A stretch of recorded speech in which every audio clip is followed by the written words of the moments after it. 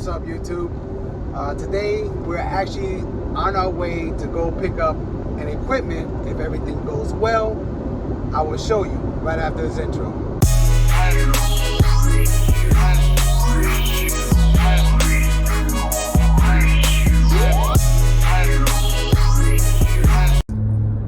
As you can see, I am on my way back. I'm sorry he didn't want to be videoed, but if you can see it back there in the back, the press is on my trailer.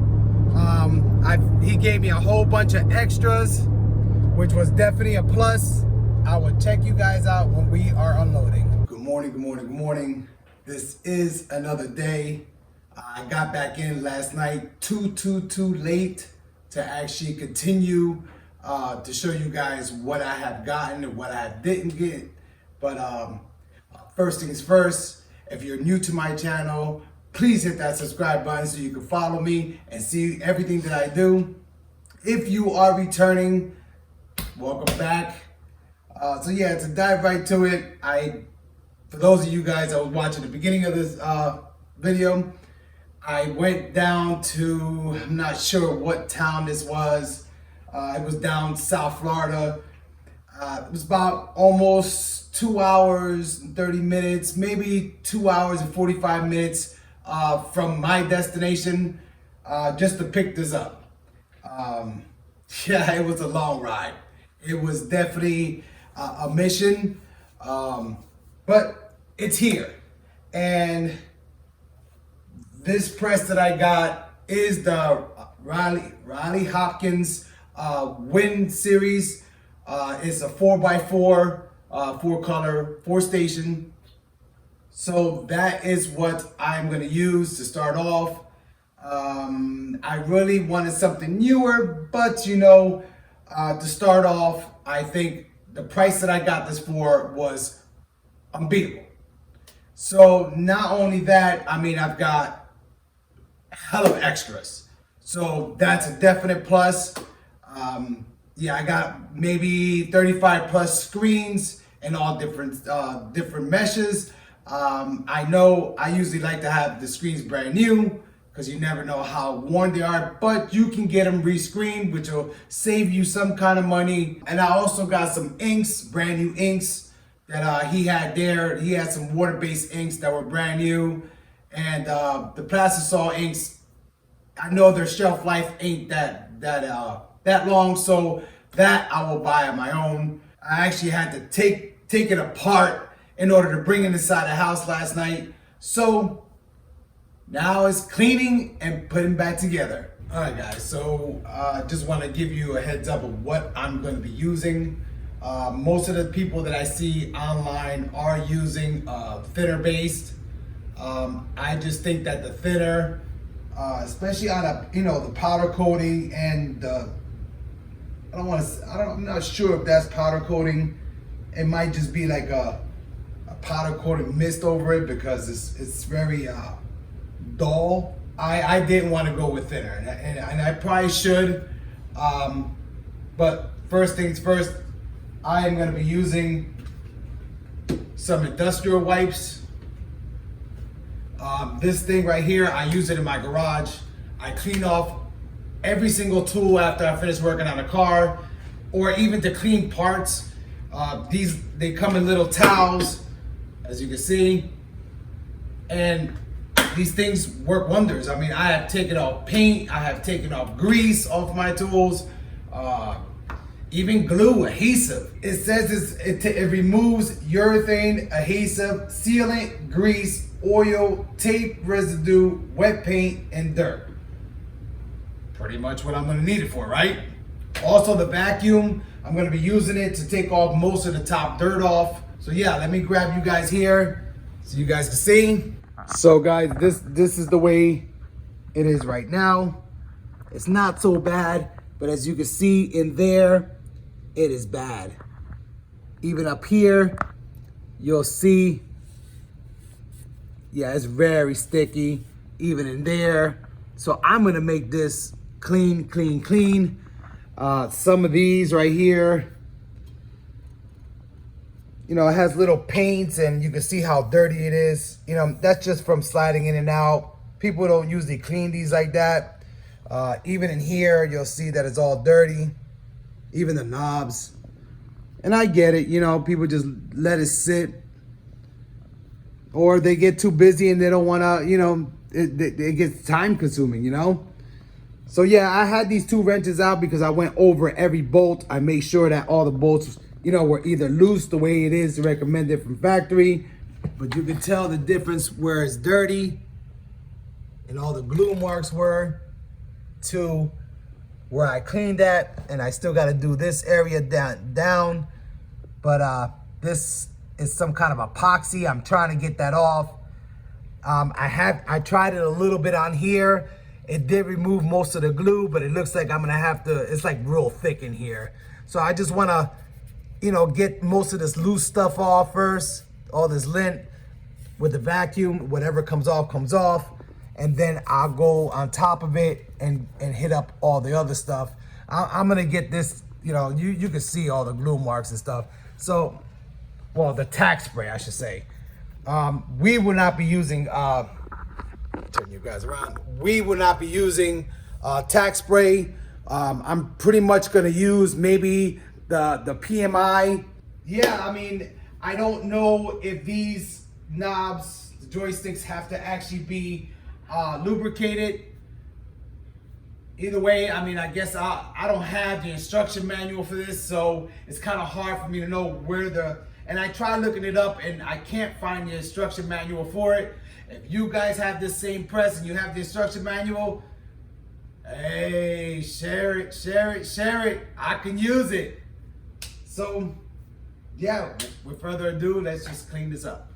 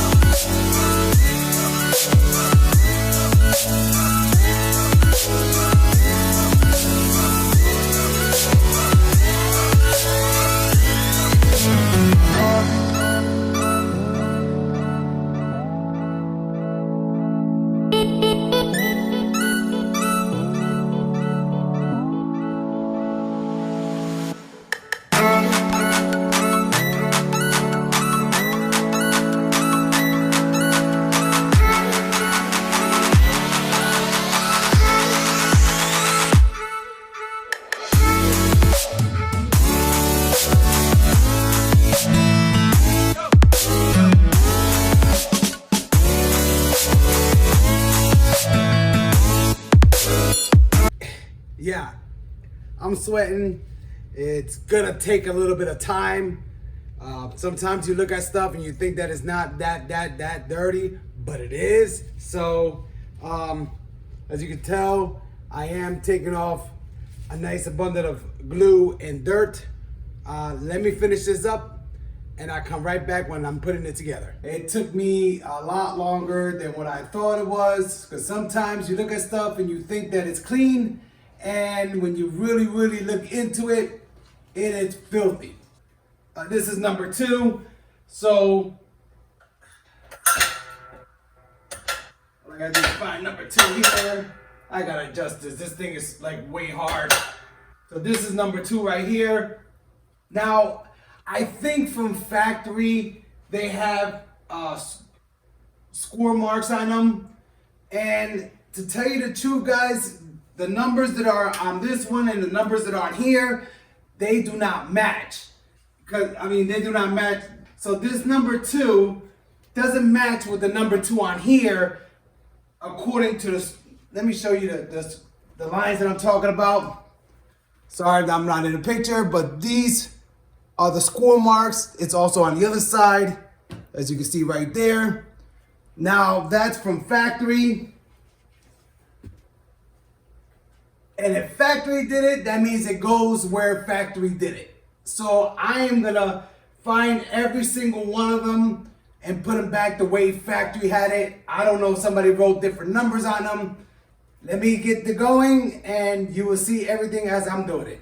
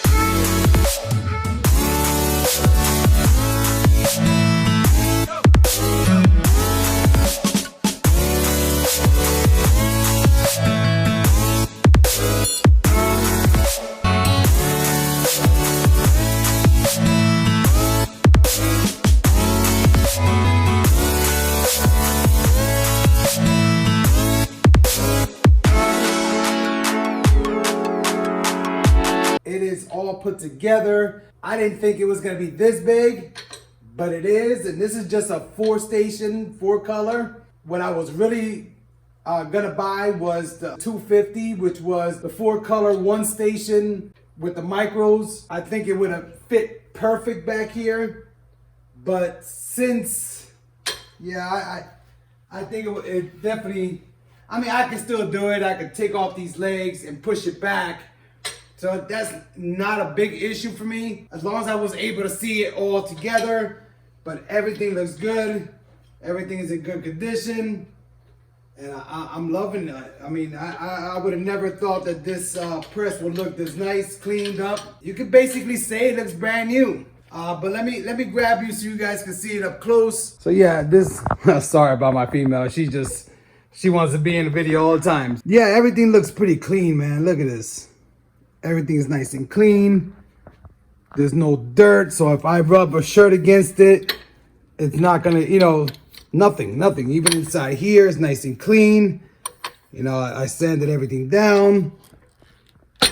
The press is pretty level. If you look at it, it's pretty level. I do want to probably get some metal or aluminum. This one just a little bit, but it's still in the level area. So,